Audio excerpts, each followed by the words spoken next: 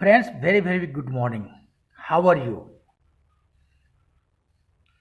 I warm welcome all of you in my English class.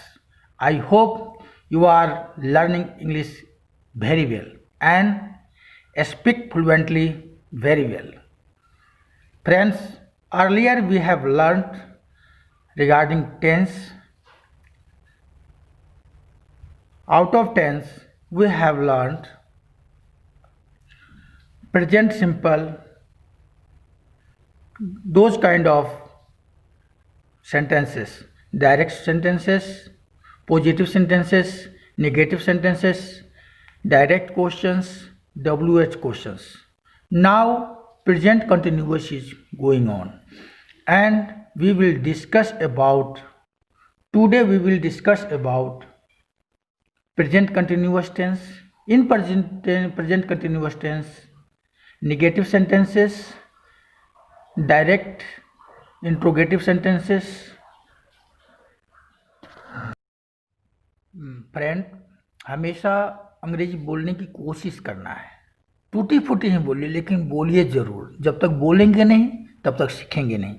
आज हम आपको पढ़ाने वाले हैं प्रेजेंट कंटिन्यूअस टेंस के निगेटिव सेंटेंस के बारे में, इंट्रोगेटिव सेंटेंस के बारे में, डायरेक्ट इंट्रोगेटिव सेंटेंस और डायरेक्ट नेगेटिव इंट्रोगेटिव सेंटेंस के बारे में. आशा है आप ध्यान से पढ़ेंगे और इस चीज़ को अपने जीवन में अप्लाई करेंगे और फ्लुएंटली इंग्लिश बोलने की कोशिश करेंगे दोस्तों. तो लीजिए दोस्तों, शुरू करते हैं. दोस्तों, अभी तक आपने मेरे चैनल को सब्सक्राइब नहीं किया है तो प्लीज़ सब्सक्राइब कर लीजिए, लाइक कर दीजिए, कमेंट कर दीजिए और दोस्तों को शेयर कर दीजिएगा.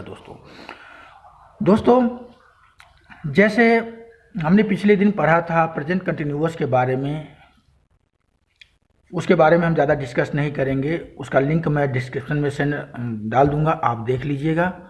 और आज हम totally focused on negative sentence and interrogative sentence. जैसे मैं लिख रहा हूँ, मैं नहीं लिख रहा हूँ, क्या मैं लिख रहा हूँ, तुम पढ़ रहे हो, तुम नहीं पढ़ रहे हो, क्या तुम पढ़ रहे हो. इस प्रकार का सेंटेंस हमारे माइंड में आता है. तो इसको हम अंग्रेजी में कैसे बनाएंगे, इसके लिए दोस्तों फार्मूला सेट किया गया है. उस फार्मूला को अगर हम अप्लाई करें तो आसानी से हम अंग्रेजी बोल सकेंगे और सेंटेंस को बना सकेंगे बिल्कुल करेक्ट वे में, करेक्ट तरीके से. तो निगेटिव सेंटेंस के लिए फार्मूला है, सबसे पहले सब्जेक्ट को रखेंगे, उसके बाद जो हेल्पिंग वर्ब होता है इज, एम, आर, उसको लगाएंगे, प्लस नॉट, प्लस वर्ब में आईएनजी लगाकर उसको प्रेजेंट पार्टिसिपल बनाएंगे. फिर उसके बाद ऑब्जेक्ट अगर है तो ऑब्जेक्ट लगाएंगे. तो इसका होगा subject plus is, am, are, plus not, plus verb plus ING, plus object. तो सेंटेंस कैसे बनेगा दोस्तों, जैसे आई एम नॉट राइटिंग, मैं नहीं लिख रहा हूँ. यू आर नॉट रीडिंग, तुम नहीं पढ़ रहे हो. ही इज नॉट गोइंग, वह नहीं जा रहा है. शी इज नॉट कुकिंग, वह कुकिंग नहीं कर रही है. दे आर नॉट प्लेइंग, वे नहीं खेल रहे हैं.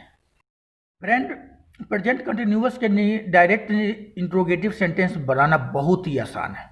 इतना आसान कि जैसे मक्खन जैसा. मक्खन बनाने में भी मुश्किल होता है लेकिन बहुत आसान है. इसके लिए हमने क्या करना है, सब्जेक्ट से पहले जो हमारा हेल्पिंग वर्ब होता है इज, एम, आर, उसको पहले रखना है.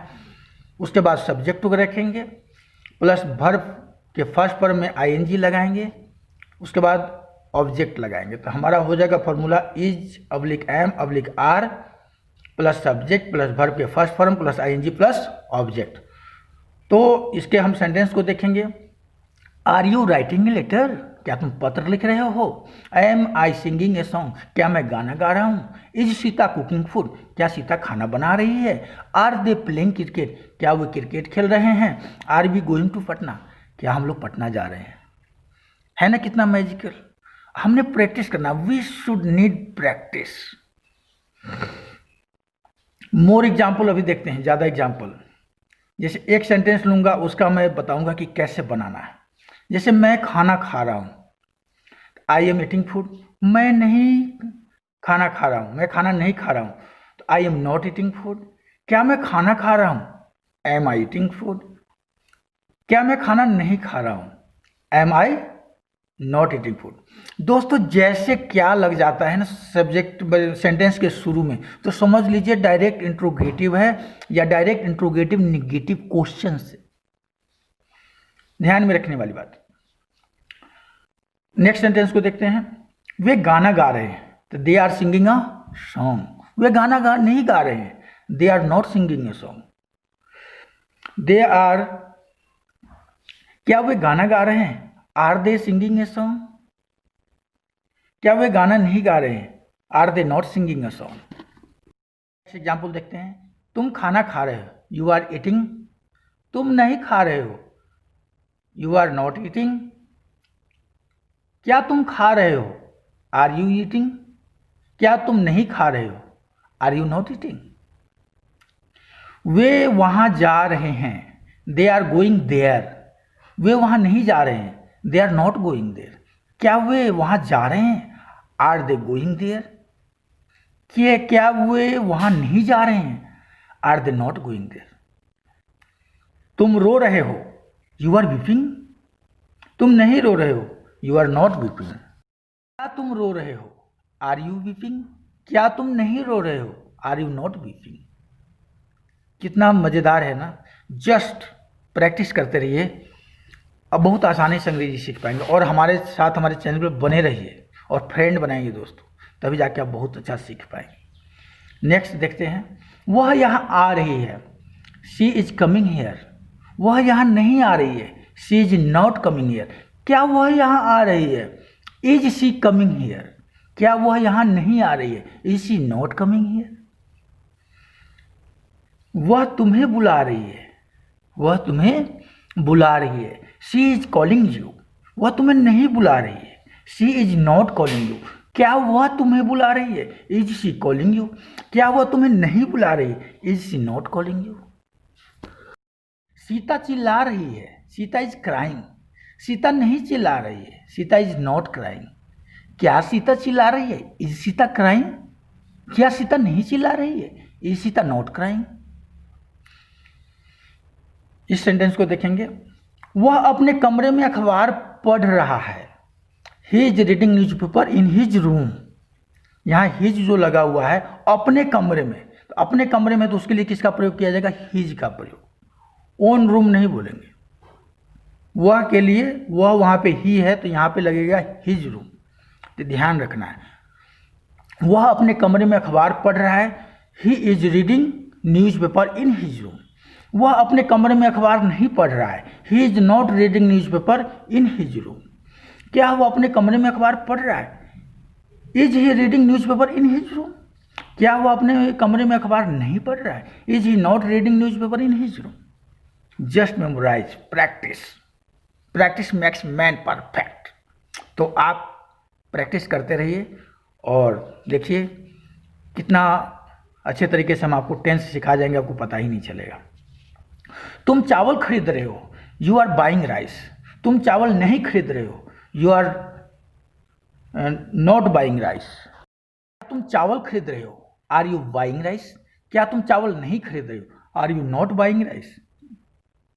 वह अपनी जमीन बेच रही है, she is selling her land. यहाँ सी के लिए किसका प्रयोग किया है? हर का प्रयोग।